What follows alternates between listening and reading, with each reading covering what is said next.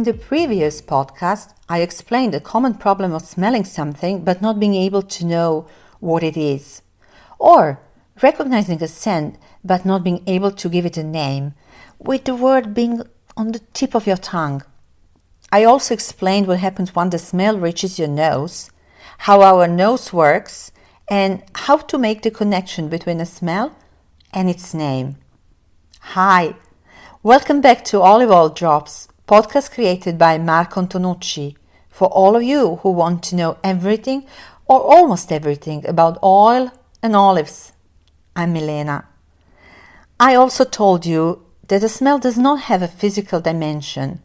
Chemical substances do not have their own smell. In other words, smell only exists in our heads. I told you that smell exists only in relation with nasal receptors that react differently depending on the small molecule to which they bind, even if the concentration of smell molecules is only a few molecules per billion. Olfactory receptors are found at the end of cilia.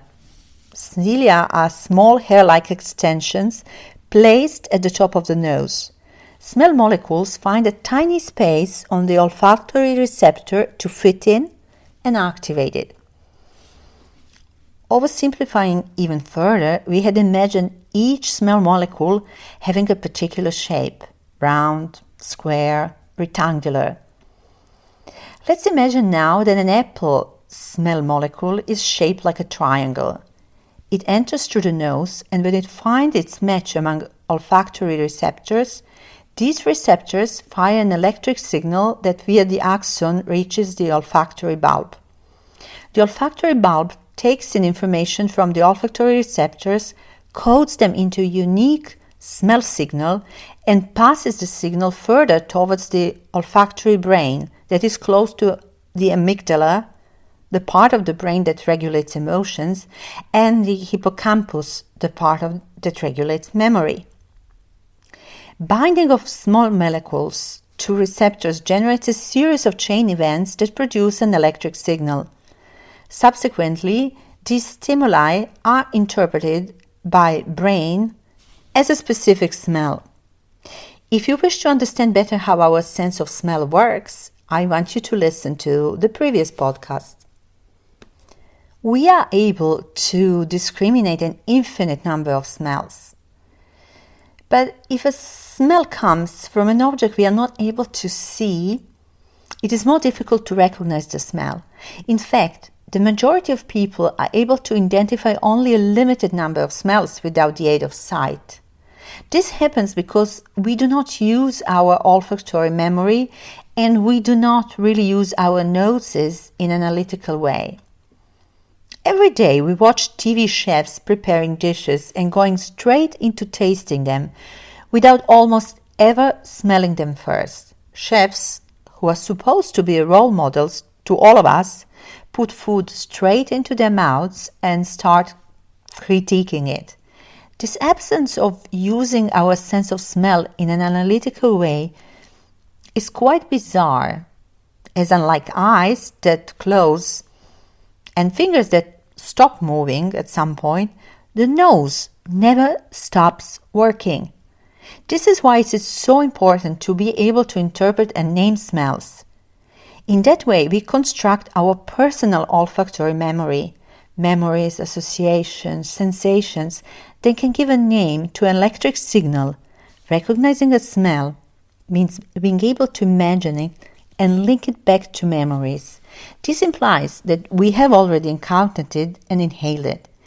Any effort to identify a certain smell starts with comparing the present experience with past experiences.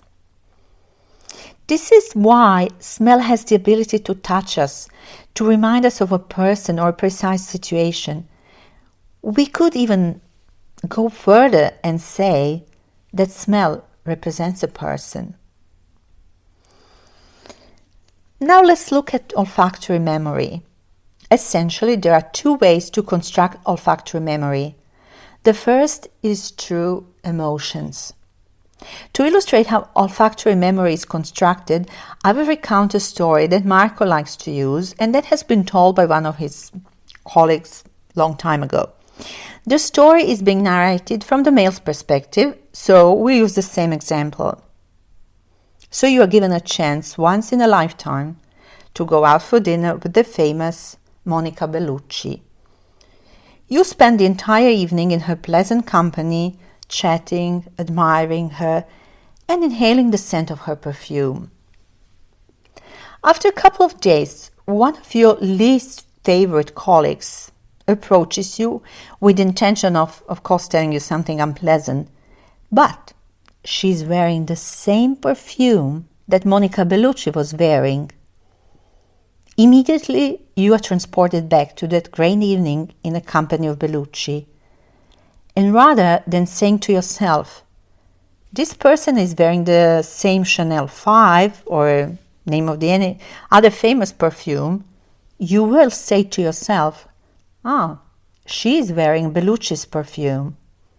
And every time when you smell the same perfume, you will associate it with Monica Bellucci. The same as pleasure and joyful memories, smells can trigger unpleasant, sad, and painful memories. Let's imagine that Marco, while teaching and introducing the smell of guava fruit to his class, decides to slap one of his students. That student would remember the smell of guava fruit for the rest of his life. As we obviously cannot use this method, we need to use a classical method applied for any learning. Doing and repeating. Stimulate your sensory system by smelling every day. You identify smells, then you smell them again, and again, and again. You memorize scents by repeating it every day. We can, for example, buy pure licorice and smell it every day. We can smell roses, black truffles, white truffles, and so on. We can also use aroma kits containing different numbers of labeled substances. Some have 10, some have different aromas, like 20 different aromas, nicely packed in tiny glass bottles. They are widely available and used in the wine world. It works well. You open a glass bottle, sniff, and then you check on the label if you have guessed it right. Training your nose in this manner and repeating it on a regular basis will slowly create, amplify, and consolidate olfactory memory.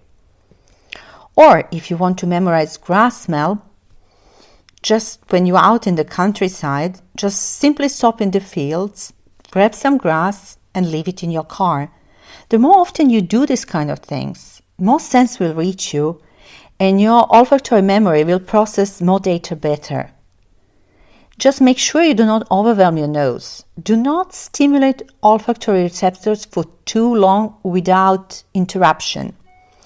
This will cause habituation of our sense of smell.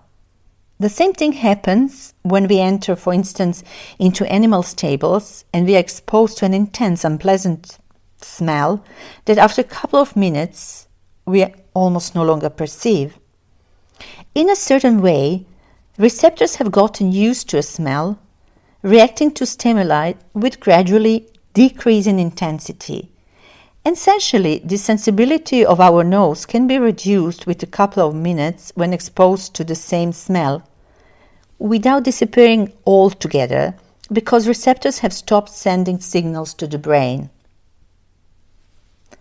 One more thing regarding the link between the sense of smell and emotions. A scent evokes episodic memories from our past in all richness and detail. We all have experienced this as adults. A familiar scent from our childhood bringing back memories, enchanting us. We do not really need to cite one of the most quoted passages from Marcel Proust's novel in which crumbs from a Madeleine cake bring back childhood memories. We all have our Proustian moments. Often certain smells revive childhood memories. Smell of gummy bears, smell of tomato sauce simmering on the stove, or smell of bolognese sauce. Marco recalls smelling a pecorino cheese that smelled just like pecorino his grandfather used to make. The smell brought back images of his grandfather curding sheep milk in his kitchen. Of the few sheep he had, images of his grandfather preparing pecorino cheese for aging in tiny Junker's baskets. We all have these flashbacks induced by smells. Curiously, scent allows us to evoke an experience or a person from our past, but that experience of a person itself does not evoke scent. If you wish to ask us questions, share your views or doubts on the most enigmatic of our senses, you can email us at oliveoildrops@gmail.com, website www.oliveoildrops.com, or comment space of the podcast platform you have been using and to which you can subscribe free of charge. Thank you for tuning in today.